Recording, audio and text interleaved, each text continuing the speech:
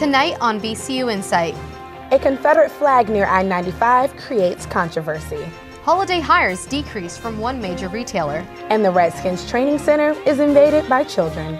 This is VCU InSight. And it starts right now.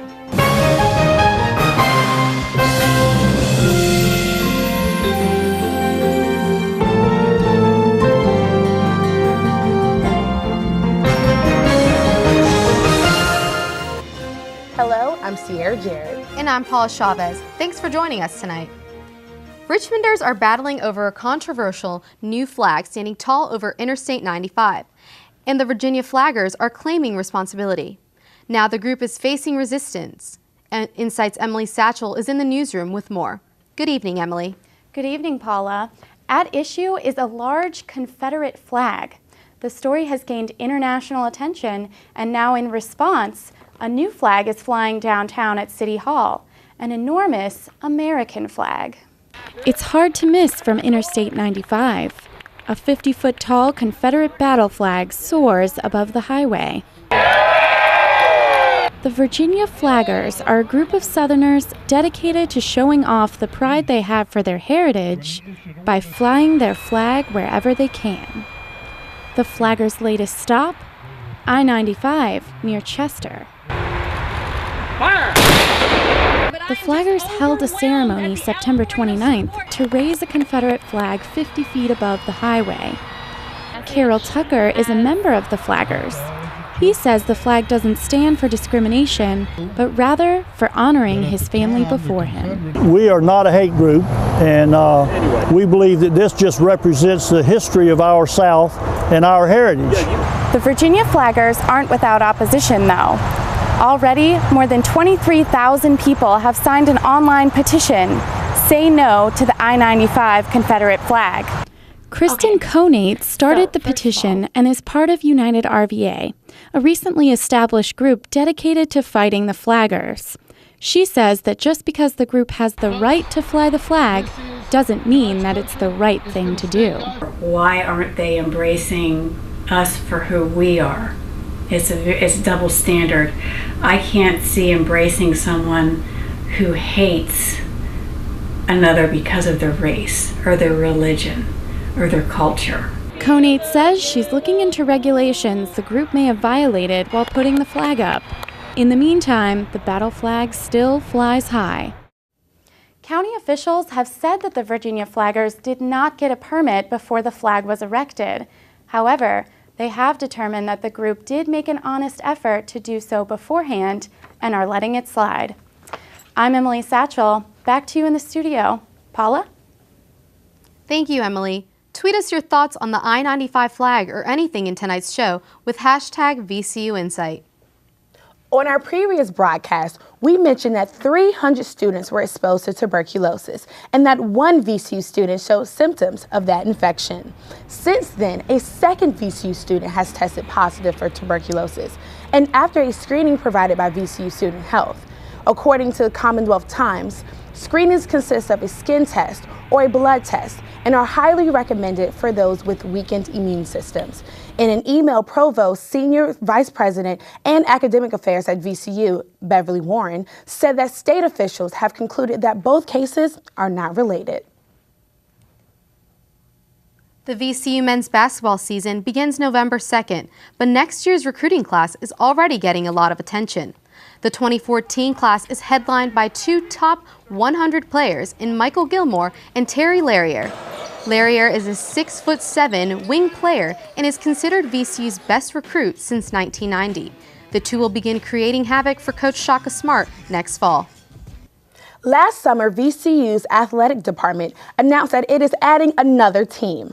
Women's lacrosse will be a varsity sport in the 2015-2016 season. VCU InSight's Rebecca Hayslip has the women's lacrosse coach in the studio with us today. I'm here in the studio today with Jen O'Brien, the new VCU women's lacrosse coach. Thanks for being here with us, Jen. Thank you.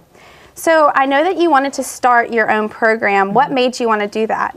I've just really wanted to be involved from the ground up and have an investment from the beginning. To be able to make a program my own and, with my own ideals, my own goals, create a foundation, I think is really exciting. I can make it what I want, which is something that I've always wanted to do.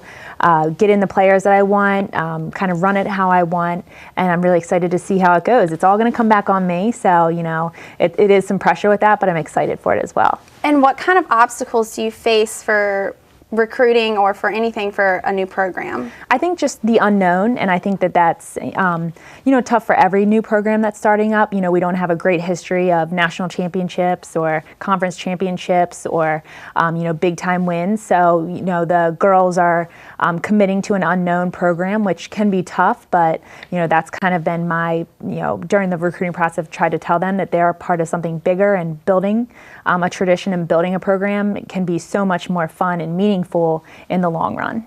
What drew you to VCU for this city or this school to make you want this to be the place for you to start?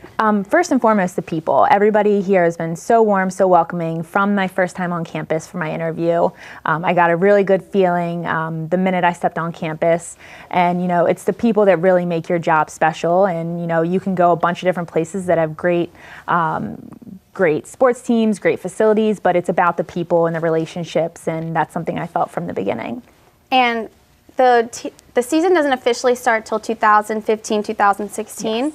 And so what are you doing right now to prepare yourself? Right now, recruiting's the biggest goal, and so that's getting girls in line for next year to come in as freshmen who will be a part of kind of a hybrid year where we'll be playing a club schedule as well as a few Division I, II, and III teams, and then recruiting for the following year to bring in the first class that will be here for 2015, 2016, and then working with the club team to hopefully develop their skills and see if there's any talent that can transition over with us as we move varsity in 2015. How is it working with the club team? I know that they've been doing their own thing for a while, and then having someone come in and kind of take over the program. How does that work? Yeah, and they are very self-sufficient, and that is from years of running the program themselves. They are definitely eager to learn and willing to learn. They're sponges out there, and that's been really fun.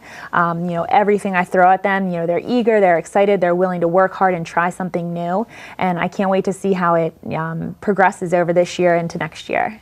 Do you think that there are any girls that you could see making an impact on the varsity team in a few years? Yeah, I definitely do think so. And because for me right now, the work ethic is there. And that's the biggest piece, because that's something you can't coach. We can work on stick work and shooting and defensive positioning. That's all easy stuff. But they're willing to work hard. They have good attitudes. And, any coach can work with that. So I'm excited for, the future for them as well. And then let's go back to the recruiting process. I know it's really hard to get recruits anyway, especially with a new program, but what is something that you think can draw these new students and these new girls to VCU? I think the campus. That's been, the biggest sell for us, is once we actually can get girls and their families on campus, they're completely sold. It's not anything that they expected. It's a beautiful campus. It's kind of a community within itself. There's benefits of being, near a city and being a big school, but it has a close-knit feel and a close family feel, especially in the athletic department. And that's what I found most from the girls and the families that I've talked to, is they appreciate the resources as well as, the campus life that we have. Okay, well, that's pretty much all we have left for today. So I've been speaking with VCU's lacrosse coach, Jen O'Brien. Good luck with your recruiting, and thank you for joining us today. Thank you.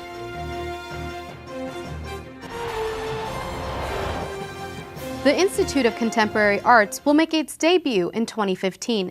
Many are happy about this decision, but some are left wondering what's going to happen to this historical Anderson Gallery and opportunities for student artists. InSight's Natasha Haskamp reports. For the last 40 years, the Anderson Gallery gave the students the opportunity to showcase their work.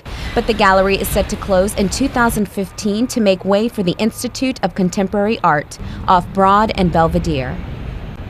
Richmond artist Helene Ruiz is worried that student artists won't get much exposure at the new institute. I became to understand that this gallery is going to be mainly used for professional artists who are already known So what happens to the small artists? How do they find places to become known? Artists can rest easy. Institute officials say students will be able to showcase their work at the Institute and even have longer exhibit time. The Anderson Gallery has no handicap accessibility, and it's doors like this that are part of the problem. Plus, the lighting and temperature controls are not so good.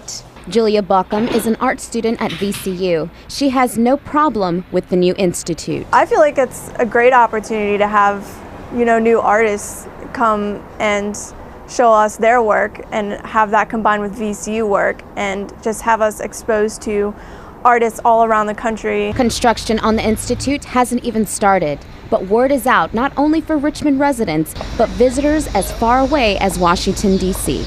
The creativity is what this nation needs, and I think we've got a footprint and can't wait. But with the opening set for 2015, the wait can be up to 2 years. For VCU InSight, I'm Natasha Haskamp. The Institute has raised over $25 million and needs $10 million more. Construction will proceed once the $10 million goal has been met. The Anderson Gallery will not showcase art, but will remain open for the School of the Arts and World Studies program. VCU School of Pharmacy received a $3 million grant last month. The grant will aid research of genetic markers that could predict signs of chronic depression. The money awarded to VCU Center for Biomarker Research and Personalized Medicine. Some audiences attend the movie theater to catch the latest feature, while others attend the film club to watch old movies, both good and bad. VCU InSight's Joel Rhodes is talking with the founder of a movie club here at VCU. I'm here in the studio today with PJ DeSutter, the Vice President of VCU Sci-Fi Fantasy Club, also known as Skiffy. Thanks for being here, PJ. Thanks for having me, Joel. So, what is Skiffy's role in Cult Movie Cult, the organization that you are the creator and founder of? Well, last year, Adam Seitz, the former president of Skiffy and its founder, every Sunday would have these meetings called Geek Culture Sundays, where he would show 2 movies that are a big part of geek culture. Like he would show Total Recall or Monty Python and the Holy Grail. And he knew that I kind of wanted to start a cult movie club. So when I became the vice president of the thing, he said, hey, why don't you turn these Sunday meetings into this club that you've wanted to do for a long time? And we've been doing that ever since.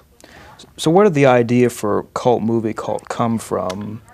Well, December of 2011, I went and saw a 35mm print of a movie called Santa Claus Conquers the Martians, which I knew from an episode of Mystery Science Theater 3000. And I went to go see it at a midnight screening at Landmark E Street Cinema in Washington, D.C. with a couple friends. But what I didn't expect is that before that, there would be roughly an hour of theater management ads from old drive-in theaters, old cartoons, little public service announcements from Sherry Lewis and Lamb Chop or Abbott and Costello. And it was this time machine to this era of movie-going that I never got to be alive for. And it was the most magical experience I'd ever had in a movie theater. So I wanted to recreate that. I wanted to make my own spin on it, and I wanted to do it every week. And I found that all of these things were on YouTube. All of these people had archived these intermission reels and these old cartoons, and that I could download them. So I found out that there was a way to do this, and I could share this with people. And it's interesting you mentioned bring that up, because I know from attending at least 2 of your meetings, it does kind of remind me of going into like a drive-in movie theater from the 1950s, where you do have like, you see 2 films, you see cartoons before that. I mean, it's like, what is it about that movie-going experience that appeals to you? I think there's something about the trailers, there's something about the intermission reel, and something about the cartoons that maybe on a Pavlovian level, because we're so conditioned by it, that puts us in a perfect shell for watching a movie. But I think it's also, the double feature came from this idea of getting your full money's worth. It came from the idea of going to this show and getting as much out of it as you possibly could. Now, of course, we're doing this for free, so it's not an issue of getting your money's worth, but it's an issue of giving them the best out of this, 4 to 6 hour period as we can, and making it as fun as we can. So what do you hope to provide to people who attend, Cult Movie Cult and, have an interest in cult classics or old movies. I mean, what is it do you hope to provide through your organization? You know, I hope we can expose them to a bunch of movies that we've never seen, that they've never seen. I hope we can expose them to types of movies that they hadn't even thought of before.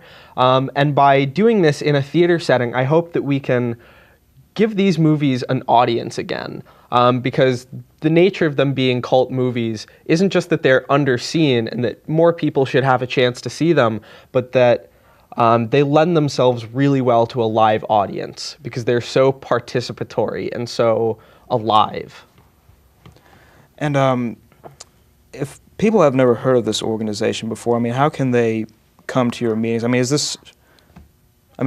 do they go about coming to your meetings? Well, we have the Skiffy Facebook page, which I believe is facebook.com/SkiffyVCU, and we do it every other week in Temple 1164 at 2 o'clock on every other Sunday. Well, thank you very much for being on our show today, PJ. Thank you for having me, Joel. Thank you. I've been speaking with PJ DeSetter about the Cult Movie Club on campus. Thanks for joining us. With the holiday season right around the corner, many businesses are planning to hire temporary help, but those seeking employment for the holidays may find it harder to find a job this year. InSight's Kyrie Stewart joins us from our Richmond newsroom. Good evening, Kyrie. Good evening, Sierra. This is a situation that many students will face, and while some already have jobs lined up, others may end up stuck. Like many students, VCU junior J.C. Barr will be working this holiday season. She works at Pier 1 in Northern Virginia. I worked there before when I went to Nova, so I transferred here and I didn't have it, so they told me they would hire me back for the holiday season. A recent survey of hiring managers by Snag-a-Job showed that 69% of managers plan to hire for the holiday season, which is up from 63% last year. But with many stores cutting back temporary employees while others are hiring more, retailers are sending mixed signals on the outlook of jobs this holiday season. This comes as big box store Target says its holiday hiring will be down by 18,000 jobs. On the flip side, online retailer Amazon says they'll hire 70,000 full-time workers this year. And it's not just big businesses that are experiencing a downward trend. Many other businesses like Rainbows here on Broad Street also plan to hire less this holiday season. Manager Ebony Myrick says there's good and bad news. I see the sales economy is picking up at the same time it's descending where people are not spending as much as they usually do. Myrick told us that she thinks that it's more than just the economy that will affect people's spending habits. But for those who still plan to apply for a job this holiday season, Myrick offers some advice. Don't get discouraged. Simple words to add some jingle to your job looking. Now, while stores like Target plan to scale back on their hiring of seasonal employees, several big stores like Walmart and Macy's plan to boost their hiring from last year. Back to you, Paula. Thanks, Kyrie. Richmond held its 6th annual Folk Festival October 11th through the 13th. Even with the rainy weather, thousands of people visited downtown Richmond's riverfront to celebrate the different cultures through music, dance, storytelling, and food. Spectators gathered to learn traditional dance from different countries and also watched documentaries throughout the 3-day event. One of the tents at this year's Folk Festival was the World Pediatric Project. InSight's Trey Herbert has more on what they do. Children in poor and developing countries are getting a new lease on life because of the help they are receiving from a nonprofit organization here in Richmond. The World Pediatric Project provides life-saving services to over 21,000 kids a year.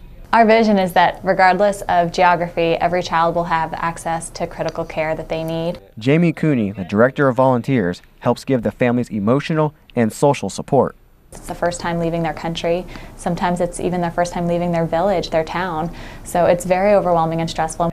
In 2011, the organization flew in conjoined twins from the Dominican Republic to Richmond to get separated by a team of VCU pediatric surgeons. The World Pediatric Project sends surgical and diagnostic volunteers internationally to offer help to patients with special needs.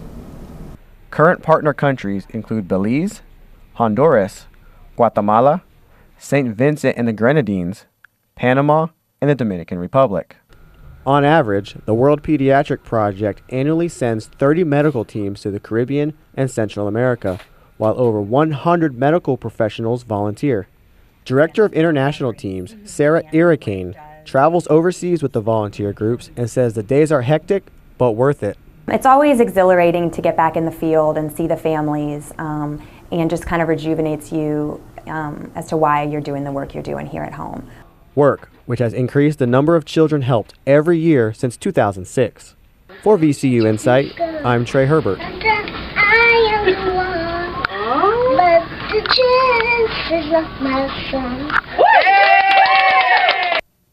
A current goal for the World Pediatric Center is to build a regional care unit in the Eastern Caribbean.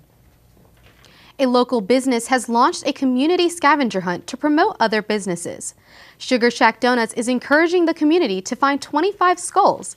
By returning the skulls to Sugar Shack, you can receive a dozen free donuts. Locations for the hidden skulls are in local Richmond shops and restaurants. Details of the hunt and clues are on Facebook, Sugar Shack Scavenger. The hunt ends on October 31st. An historic market in Richmond will be getting a new face by September 2015. Plans are underway to renovate Richmond's 17th Street Farmers Market.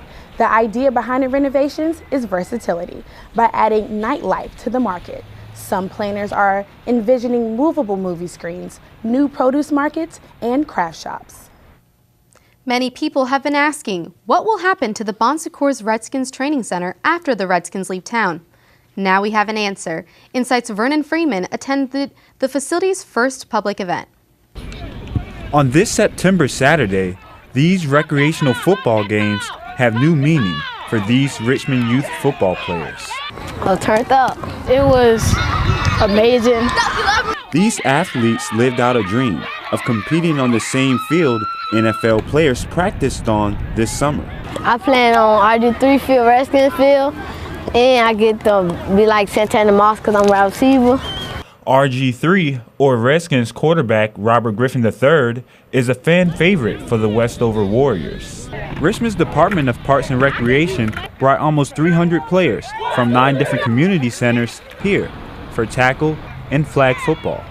Recreation instructor Lorenzo Bradley says the kids were thrilled with the news. It was just like I told them, it was Christmas. You know, their eyes got all big.